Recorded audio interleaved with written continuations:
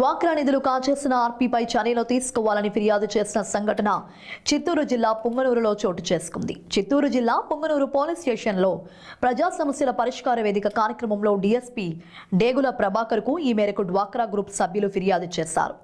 Punganur Vaibhav Lakshmi group సభ్యులకు చెందిన 250 మంది సభ్యులకు సంబంధించిన 32 లక్షల రూపాయల నిధులను ఆర్పీ రెడ్డి రాణి కాజేశారని సభ్యులు లిఖితపూర్వకంగా పోలీసులకు ఫిర్యాదు చేశారు. డ్వాక్రా నిధులు కాజేసిన ఆర్పీ రెడ్డి రాణిపై విచారించి చర్యలు తీసుకోవాలని కోరారు. అనంతరం డీఎస్పీ ప్రభాకర్ మాట్లాడుతూ సమైక్య సభ్యులు సమర్పించిన అర్జీకి సంబంధించి పూర్తిగా విచారణ చేపట్టి ఆర్పీపై వెంటనే తగు చర్యలు తీసుకుంటామని తెలిపారు.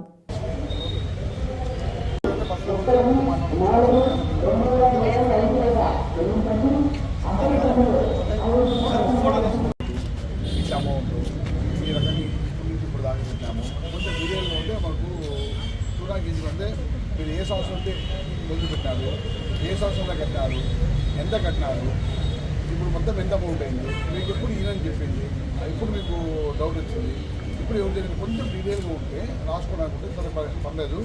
దీంట్లో పేర్లు అందించారు, పేర్లు తక్కువ ఇచ్చారు, 500 పేర్లు ఇచ్చారు. ఎంతమంది మొత్తం మెంబర్స్ 250 మంది ఉన్నారు.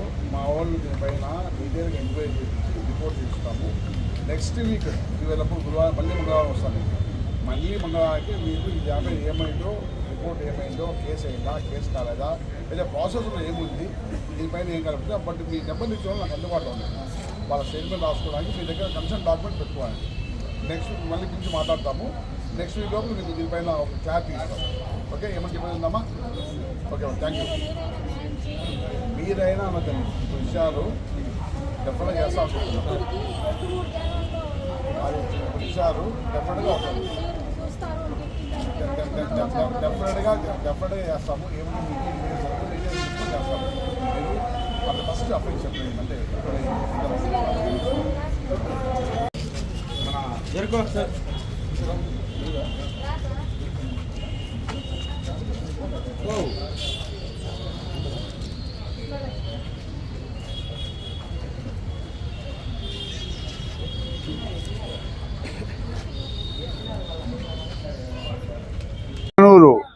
వైభవలక్ష్మి సంఘ సభ్యులు చాలామంది పోలీస్ స్టేషన్కి వచ్చి చాలా సంవత్సరాలుగా మేము డబ్బులు కడుతున్నాము రాణి అనే ఆమెకు, రెడ్డి రాణి అనే ఆమెకు. ఆమె డబ్బుల మీద మాకు సరైన అకౌంట్ చెప్పలేదు, మాకు చాలా వరకు దాదాపు 30 లక్షల రూపాయల దాకా లాస్ అయ్యింది అని చెప్పి ఇప్పుడే వాళ్ళు ఫిర్యాదు చేయడం జరిగింది.